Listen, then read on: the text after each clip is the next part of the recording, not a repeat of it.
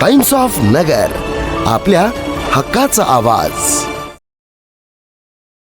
नमस्कार. Times of नगरमध्ये आपल्या सर्वांचं पुन्हा एकदा स्वागत. आज महाराष्ट्राचा काळा दिवस. आज महाराष्ट्राचे उपमुख्यमंत्री अजित पवार हे आज आपल्यामध्ये नाही आहेत. आज अचानकपणे त्यांच्या विमानाचा अपघात झाला आणि दुर्दैवाने त्यांचा मृत्यू झाला आणि महाराष्ट्रामध्ये आज शोकांतिका पसरली आहे.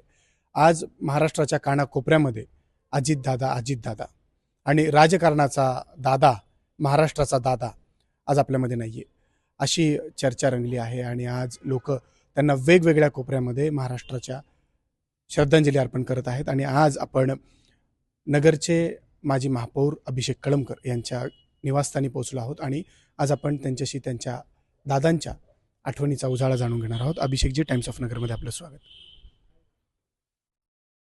अतिशय मोठी मनाला चटका लावणारी एक बातमी संपूर्ण महाराष्ट्रामध्ये आणि देशभरामध्ये सकाळी 10च्या आसपास सगळ्यांना समजली की अजितदादांचं अपघाती निधन झालं. खरं तर महाराष्ट्रातला एकही असा व्यक्ती नसेल की ज्यांनी हळहळ व्यक्त केली नसेल. खूप वेदनादायी ही घटना. तसं बघितलं तर असा नेता कधीही या महाराष्ट्राला मिळणार नाही.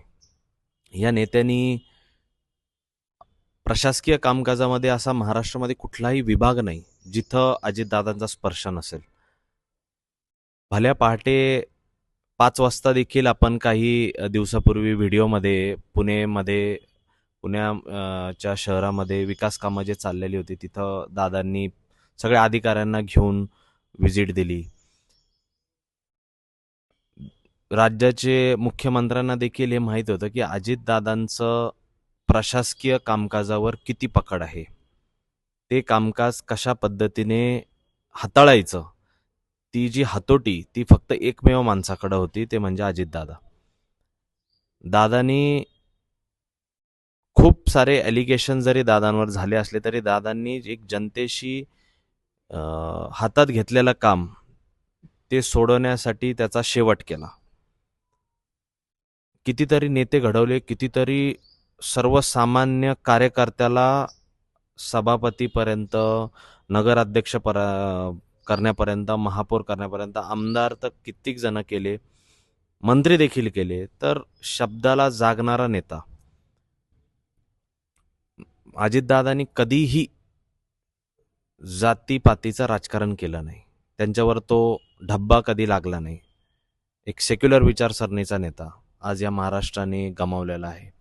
तुमची आणि त्यांची पहिली भेट कधी झाली आणि कशा पद्धतीची भेट झाली? कधी संपर्क पहिला झाला? तसं तर पहिल्यांदा मला त्यावेळेस कळतही नसेल, एक 4वी-5वीत असेल मी. त्यावेळेस आराराबांसोबत आमच्या बंगल्यावर दादा आले होते आणि त्यावेळेस मी फक्त ते निरीक्षण केलं की दादा माणूस म्हणजे कशा पद्धतीने, किती कष्ट करणारा माणूस, किती प्रयत्नशील असणारा माणूस.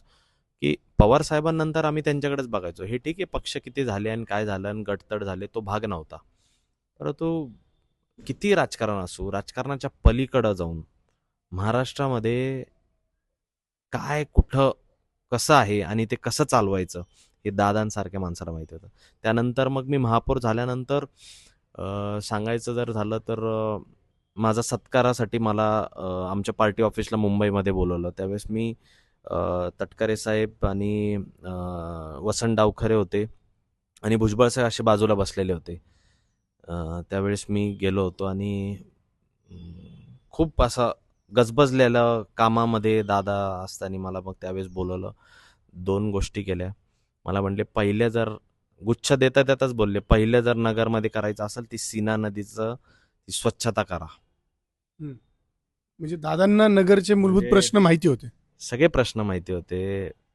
मी काय म्हणजे मला जेवढा काही अनुभव आहे असा माणूसच मिळणार नाही महाराष्ट्राला.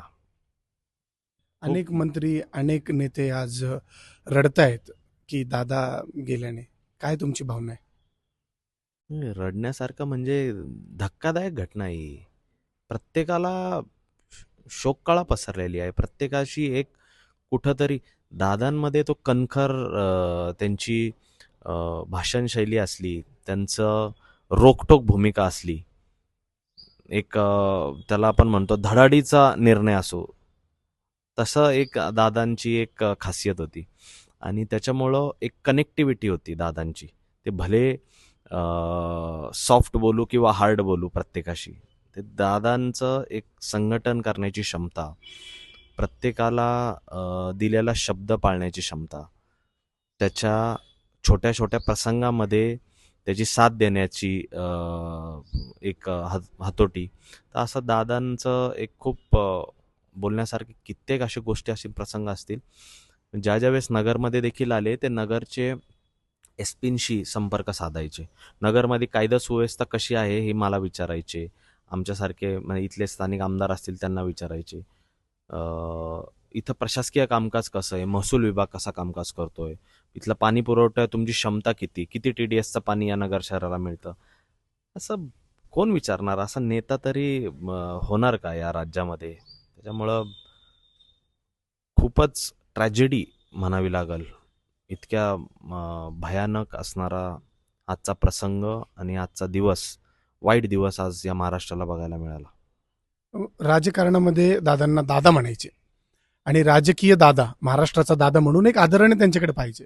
ते त्यांचं आज निधन झाल्याने महाराष्ट्रामध्ये किती महाराष्ट्राला बॅकफुटवर यावं लागेल आणि किती नुकसान होऊ शकतं भविष्यात?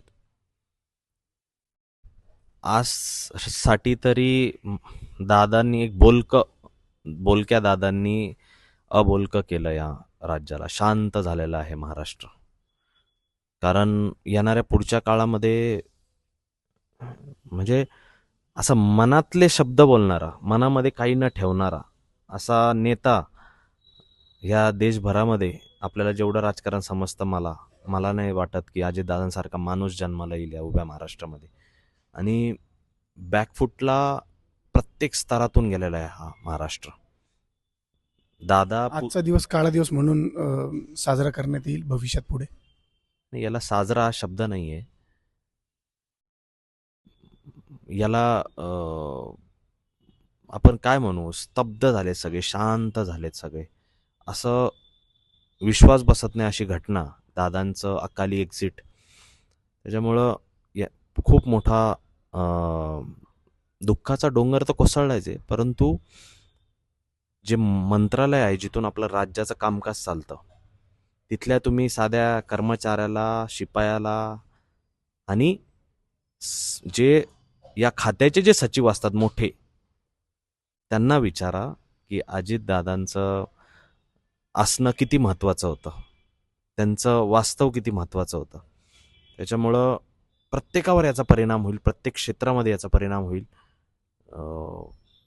100% खूप बॅकफुटला गेलाय महाराष्ट्र.